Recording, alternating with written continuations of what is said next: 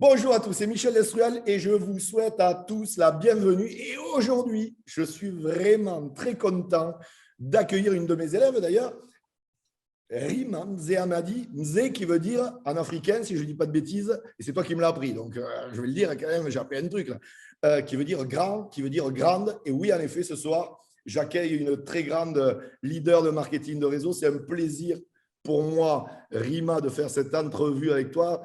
Je tiens à le dire quand même, Rima, c'est une personne qui fait beaucoup d'argent dans cette industrie.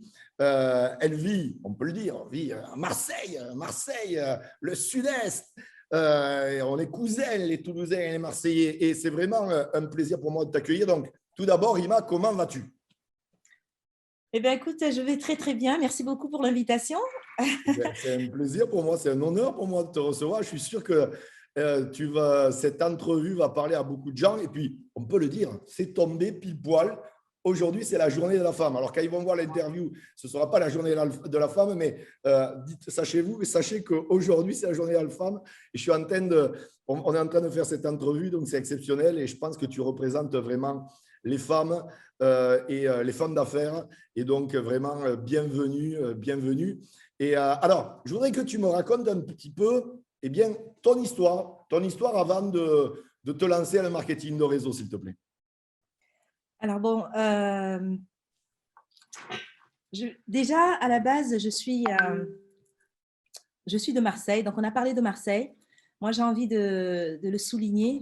Je suis issue des quartiers nord de Marseille et j'ai dû quitter Marseille pour aller à Paris quand j'avais 20 ans. Je voyais déjà des ailes pousser derrière mon dos. Je voulais être hôtesse de l'air et j'ai réussi à l'être. J'ai travaillé pendant une dizaine d'années dans une compagnie française. J'ai fait le tour du monde. J'ai aimé mon métier d'hôtesse de l'air. Et puis un jour, comme ça, j'étais à la recherche d'une liberté, une autre liberté. Une liberté où j'aurais à travailler quand moi je décide. Je recherchais aussi l'indépendance financière. Je voulais être mon propre patron. Et donc, j'ai commencé à m'intéresser un peu à tout ce qui se passait. Je regardais sur Internet. Et un jour, je tombe sur une amie qui me présente son activité de marketing. Elle était dans les cosmétiques.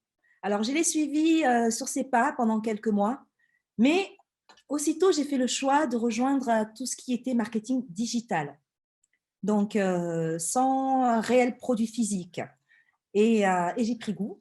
Donc, je me suis ensuite formée et j'ai eu mes débuts. Je me suis fracassée aussi.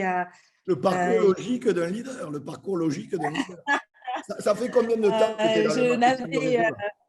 Ça fait combien de temps que tu es dans le marketing? Maintenant, on peut dire 4 ans. Maintenant, on peut dire 4 ans. 4 ans. 4 Oui. ans à fond. Et pendant 2 ans, je ne lâchais pas. Je faisais, j'essayais, mais je n'avais pas de grands résultats.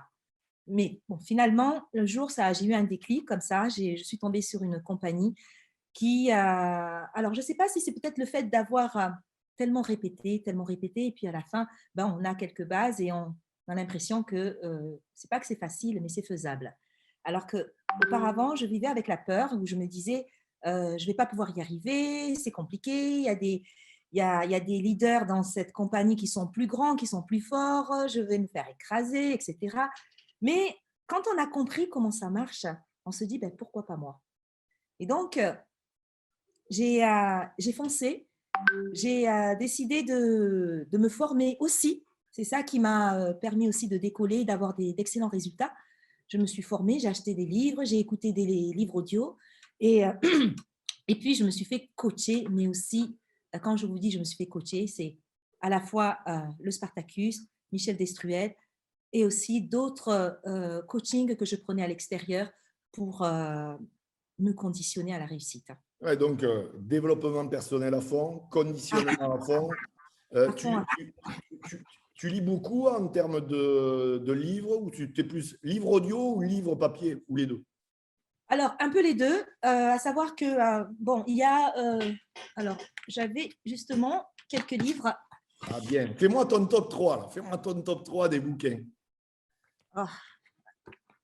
Alors déjà, celui-ci pour me rappeler l'entreprise du 21e siècle avec Robert Kiyosaki. Super. Pour me rappeler dans la direction où on va tous, on est en 2021. et il dit des vérités. D'ici quelques années, il y aura pratiquement que des indépendants parce que il y a du chômage, il y a eu la crise, on a tous connu la crise sanitaire, Covid, voilà, énormément de chômage. Mais aujourd'hui, tout le monde se débrouille un petit peu et les entreprises sont en train de bien serrer. C'est au résultat que les gens vont être payés. Ça, de toutes les façons, C'est très une bientôt, certitude, c'est les salaires inévitable. vont encore baisser, ça sera au mérite. Alors ensuite, j'ai Éric Horry. Donc Génial. pour commencer, c'est un livre qui me plaît, que je lis, que je relis, que je lis, que je relis. Parfois, j'en achète aussi pour les offrir à mes leaders. Très bonne Je trouve chose. ça sympa. Alors, des fois, voilà, une petite étoile. Je t'ai apporté un petit cadeau, un petit livre. Bisous, bisous.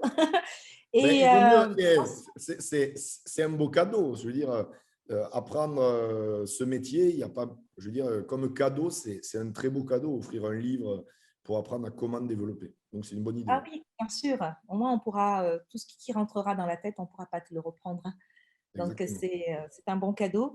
Euh, il nous enseigne un petit peu comment devenir un professionnel, hein, comment endurer surtout du matin au soir, comment passer 200 appels, comment… Waouh, c'est du sport c'est du sport, c'est du sport, c'est du sport de haut niveau.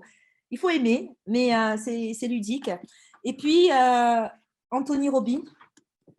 Donc, Anthony Robbins, Pouvoir j'ai illimité, c'est lequel? les pouvoirs illimités. Voilà, pouvoir illimité. Génial, Tony Robbins.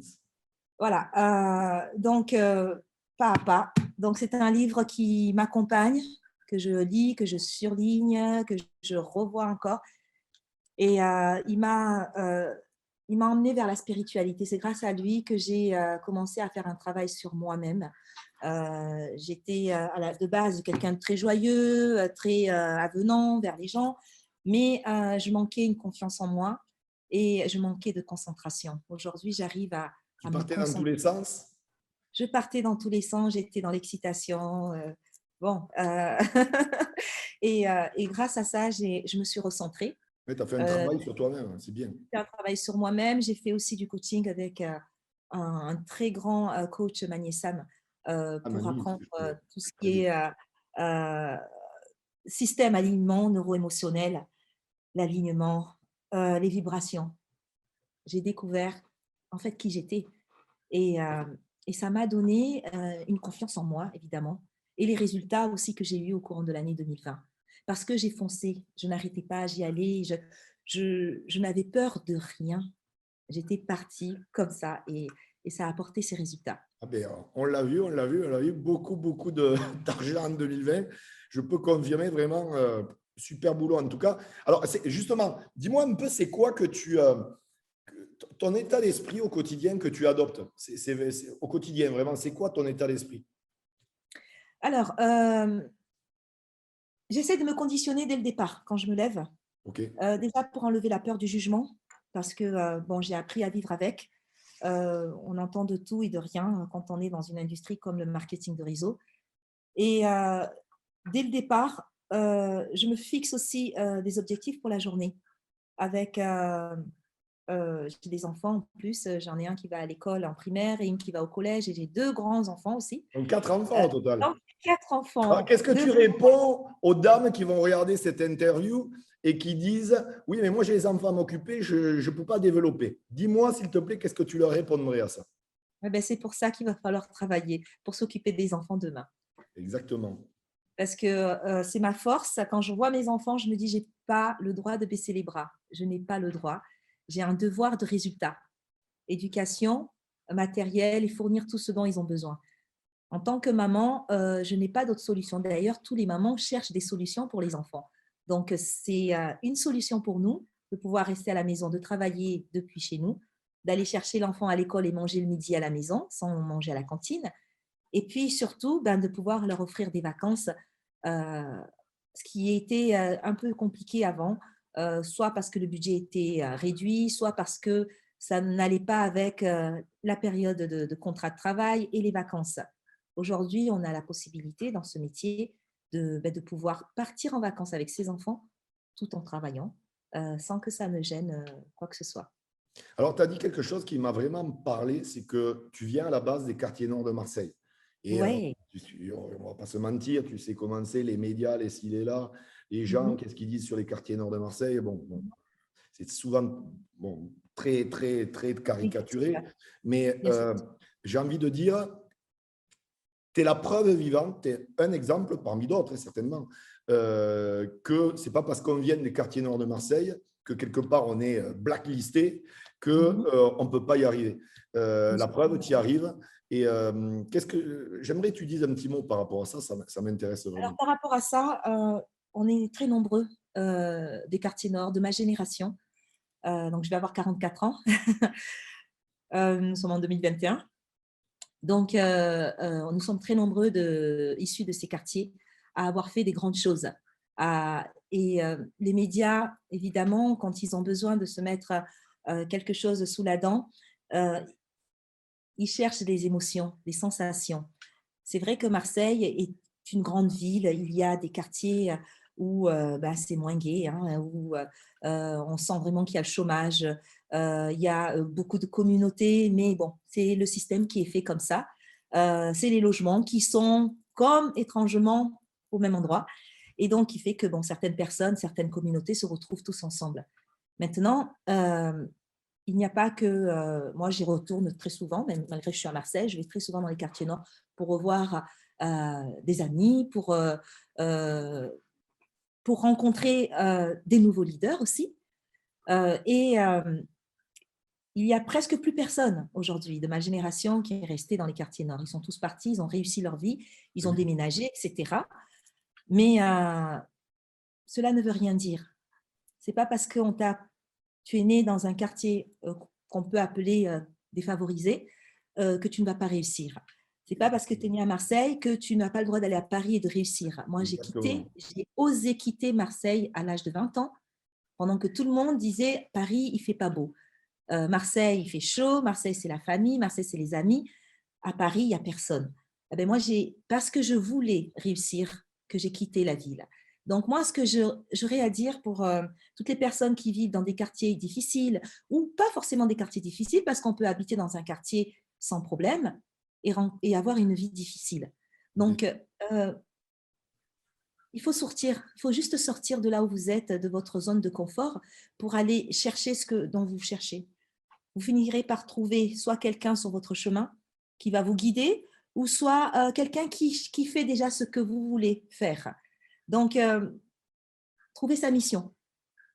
Juste Oui, trouver sa j'ai mission. envie de rajouter quelque chose. Je connais beaucoup de leaders qui sont issus des cités, qui sont issus des quartiers difficiles, de quartiers vraiment, on peut le dire, qui sont mis de côté, malheureusement, je pense. Et il y a énormément de talent dans les quartiers et surtout des gens qui ont vraiment une détermination sans faille. Tu en es la preuve vivante. Et vraiment, je pense que ton message ne peut que motiver encore plus les gens qui viennent des quartiers parce que franchement, ils ont des capacités monstrueuses et surtout, moi j'ai envie de dire, d'ailleurs je le vois en coaching, je ne vais pas mentir, très souvent je sors des leaders, c'est souvent des gens qui en ont chié quand ils étaient jeunes, quand ils étaient gamins, ils ont vu leurs parents galérer, etc. Ils ont galéré, ils n'ont pas mangé à leur faim. Et très souvent, c'est des gens ensuite, ils transforment ça comme j'ai envie de dire, pas une motivation, une surmotivation. Vraiment quelque chose de supplémentaire que les autres n'ont pas. Et c'est pour ça que ton message est Moi, très… j'ai eu une enfance heureuse. À mon époque, nous, on était vraiment, on vivait dans des quartiers où tout le monde était la famille de tout le monde. C'était les frères, les cousins. C'était vraiment cet esprit de famille. Et je me souviens, j'ai eu une enfance très, très heureuse. On n'était pas riches, mais on ne manquait de rien. Et les quartiers étaient plutôt calmes, contrairement aujourd'hui, ce qui se passe, quand ça pète quelque part, forcément, c'est au quartier nord. c'est plus agité. Un petit peu plus agité, mais il n'y a pas que ça tous les jours. La télé exagère un Bien petit sûr, peu. bien sûr. On les connaît, les médias, on les connaît. Alors, aujourd'hui, c'est quoi ta vision par rapport à l'industrie, par rapport au marketing de réseau?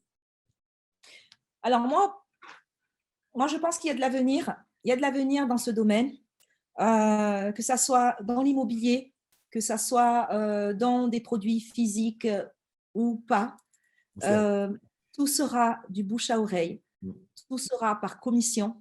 Je pense qu'il y a de l'avenir.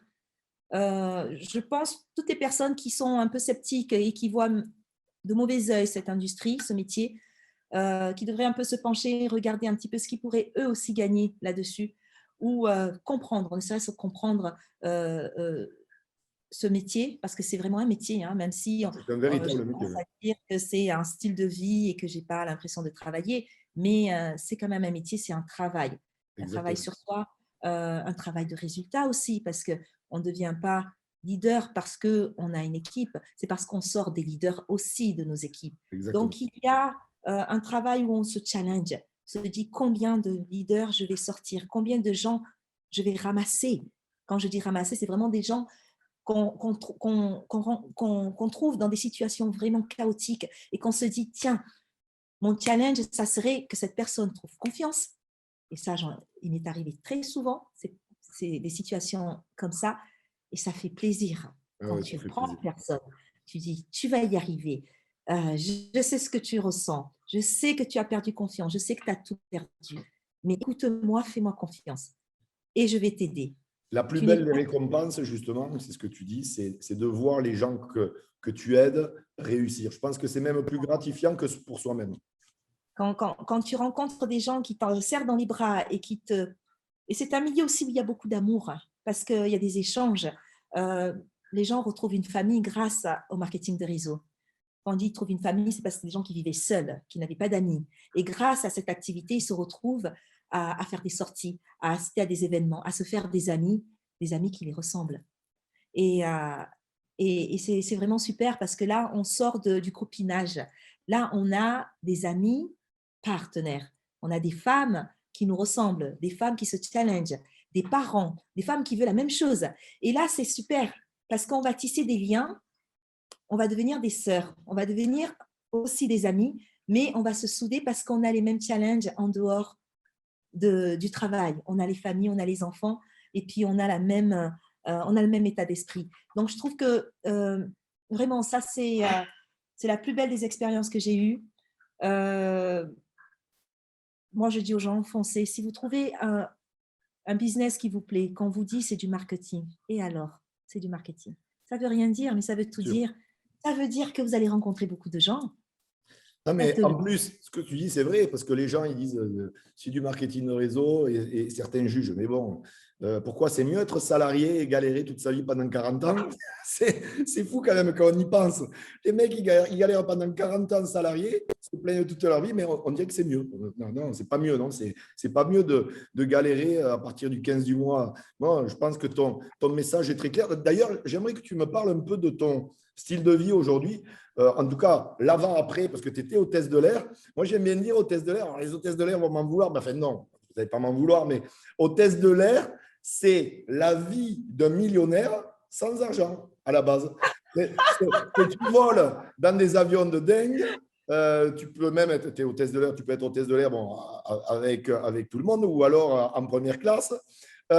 Tu vas t'es logé dans des hôtels 4, 5 étoiles au top, tu manges aux frais de la princesse.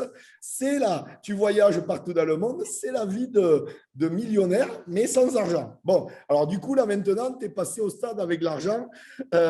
Donc du coup, dis-moi un petit peu, je sais que tu voyages beaucoup en plus. Je défends le métier d'hôtesse de l'air. Je le J'ai rien dit reste, de je mal. le suis et je le suis.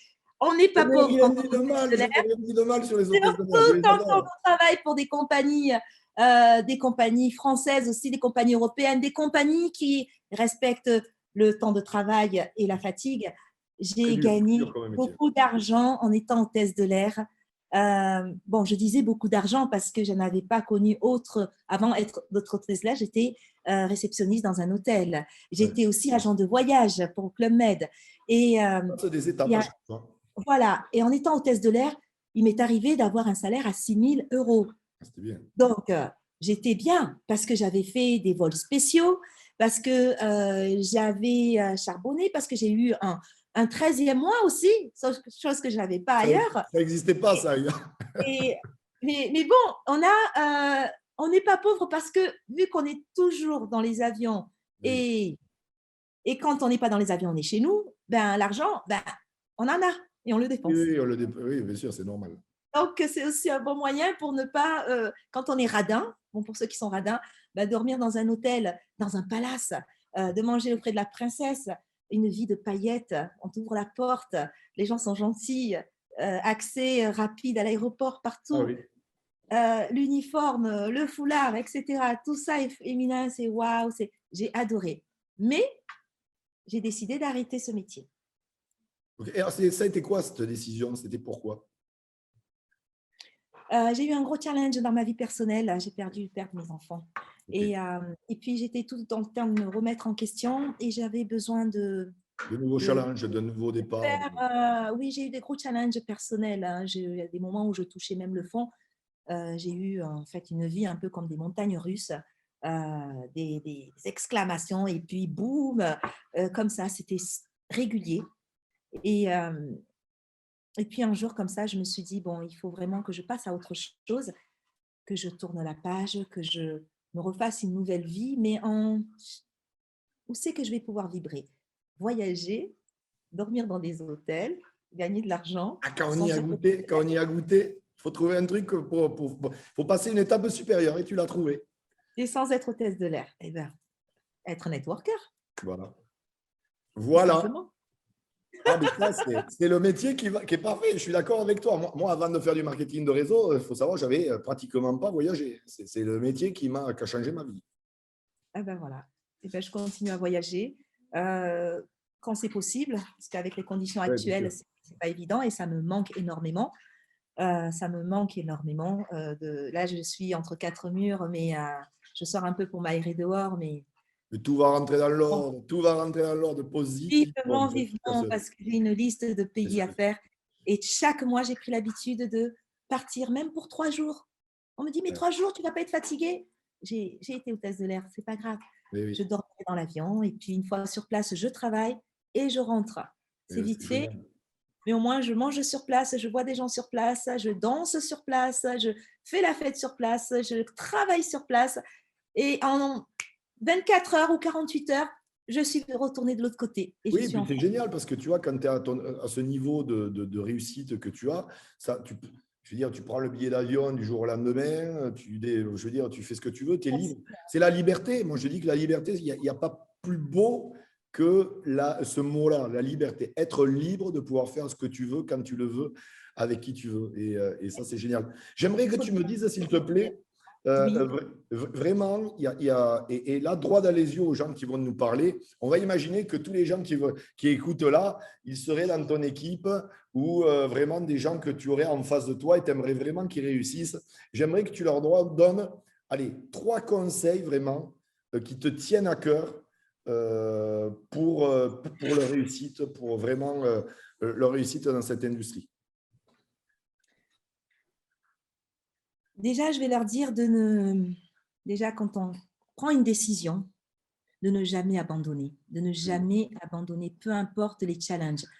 Parce que plus l'objectif sera haut, plus vous allez avoir des challenges. Plus ça va être dur, plus vous allez en chialer. Et, mais après, il y a un conditionnement, il y a une habitude et puis vous allez être préparé vraiment. Euh, Deuxièmement, prendre plaisir dans ce que vous faites. Parce que si vous n'aimez pas ce que vous faites, changez de compagnie dans ce cas-là. Changez de métier. Vous allez être frustré. Vous n'allez pas bien le faire. Vous allez pas, il n'y aura pas le cœur. On va vous sentir, quand vous allez approcher les gens vont sentir que vous voulez qu'ils adhèrent immédiatement et que vous voulez avoir votre prime. C'est pas comme ça. Aimez ce que vous faites et faites-le bien.